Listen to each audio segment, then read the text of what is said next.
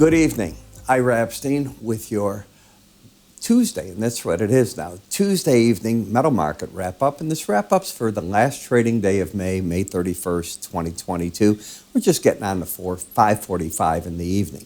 Now, you came up in the stock market over the weekend, and then you started dropping. Today, you actually had a down day, and tonight, in the evening session, we're getting a bounce off of that right back up.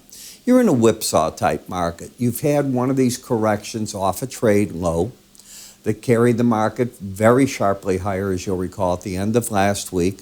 Bit of profit taking today as traders are looking at it. Now they've got to get themselves set up for the Fed in another week or so. They've got to be looking at jobs data come the end of this week. I think we get the Bank of Canada setting their interest rate policy right now. Ms. Lagarde will set up her policies going for next month where they're going to raise interest rates. So the question is, what does it mean for the markets? As we're also looking at the reopening of Shanghai and parts of Beijing. So there's a lot of good coming on. Now in the energies and in the grain markets, there was news today about China. And there was obviously the good news is that China's reopening, and then Russia. Because the European Union has agreed to put sanctions. And none of the members there are going to be buying Russian oil that comes in by sea.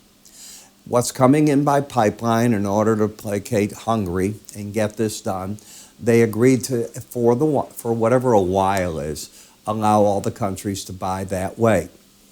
They'll end up buying, as you know, by paying Gazprom. Gazprom will take their euro or dollar, convert into ruble. The ruble will shoot up. Everybody will say, well, look at how strong the ruble is, and it's the best performing currency of the year right now. But is it a real market? No, but just understand what that's doing. Then there's, in the grain market, a big break in wheat today. Limit down, in fact, 70 cents, as the market was looking at the idea that the U.S. is going to issue a comfort letter. I don't know if you know what that term is. I did not. And what it really is they will issue that and say that they're going to allow the shipment.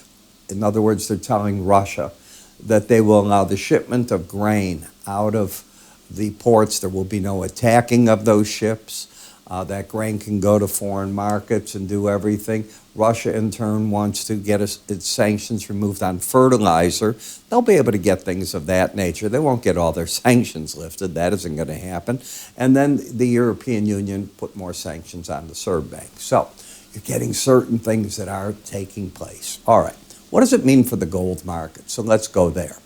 Gold is still very much in a downtrend. Now, gold's going to have a headwind down the road because the question traders are going to ask themselves, are we seeing a peak in inflation? You wouldn't think that looking at energy, at least I wouldn't. But when you look away at the grain markets, they're coming down. That's the food inflation. So it's really at this point energy that is staying up, but that's a powerful influence. It impacts Europe in a dramatic fashion, and our WTI will follow what Brent does.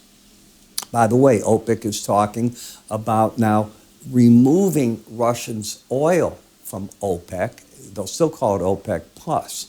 But because of the invasion, as the Saudis call it, in Ukraine and Russia cutting back dramatically on production, that would allow other OPEC members to pick up that production. I don't know how Russia feels about that.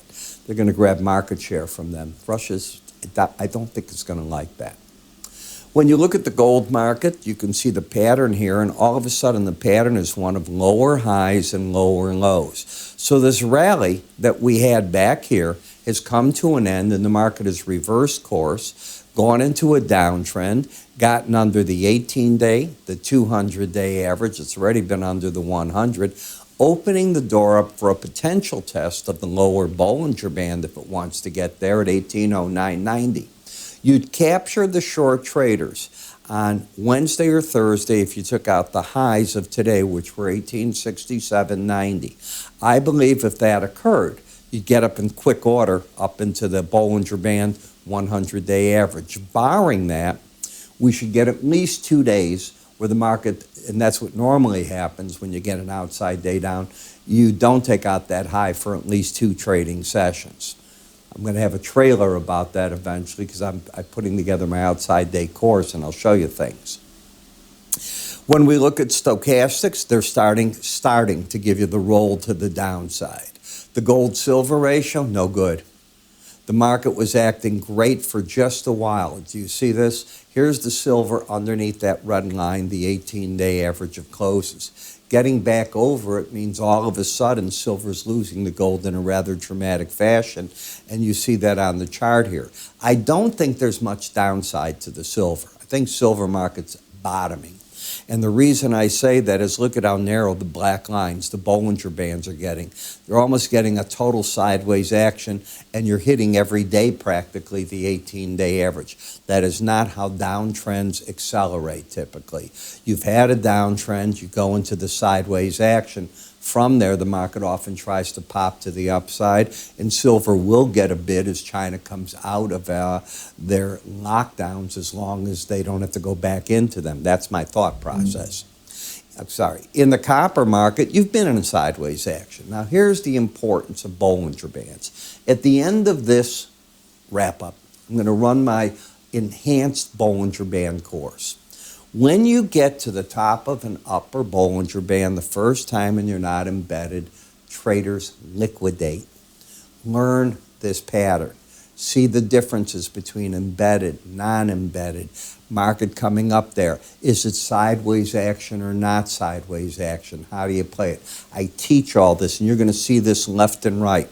This is classic where the market came to an end. In the platinum, you're still very much in an uptrend. No surprise here that the metal markets came alive as China announced about 10 days ago what they're going to do in Shanghai, and now they're doing it. So a bit of a bounce there. The palladium market tried the upside. It's a miserable failure today with an outside day down. You didn't crash or anything. You've just got no pattern to trade. The market's lost that. Last but not least, you have an embedded reading in the dollar. Now, when you have an embedded reading until it's lost, it means that on rallies, the pros will start selling these rallies and pop out of the trade. They'll say, hey, I'm wrong. I believe that if you get over a 21 reading, and if you don't, they'll sell the rallies looking to see does the market fall back down to the 100.85 level. So those are things you want to start watching to get an idea. But when you take a look at the markets, you got to learn what the Bollinger Bands mean, especially the enhanced ones. Let me lead you into that right now. Welcome. I'm Ira Epstein, and I'm here to talk about my enhanced Bollinger Band course. Now, many of you have taken my regular charting course, and if not, you might think you know something about Bollinger Bands. As you know, Bollinger Bands are an algorithm designed to keep the market trading within it 95% of the time, and on a chart, it will offer on the top part resistance, on the bottom support, and the idea is the market will travel within them. We know that sometimes it latches onto that band, goes up or goes down. Well, how do you play with that? Can you pyramid the positions off that type of thinking? Well, I've applied all three of these into 13 different videos that teach you my concept of it. And from that concept, you're able to work with weekly charts and or daily charts. The 13 videos, each about 7 minutes long. The idea here is not to put you in school forever, but to teach. Now, if you haven't tried my complete futures research, I throw that in as well. Whether you've tried this or not, I think it's worth taking a look at. I think you're going to learn something from there. That research, by the way, covers twice daily market updates for you and access to what I call window envelope numbers, which I think are very important when looking at these Bollinger Bands. The next part is a trial to our charting software so you can make your charts look the same way that mine do. It's that simple. Where do you go with it and how do you get all this? It's simple. You go to our website, www.iraepstein.com. If you go to the word education, everything you need is answered there. You can also call my staff. They'll be happy to help you get set up. I'm Ira Epstein, on the road to your education.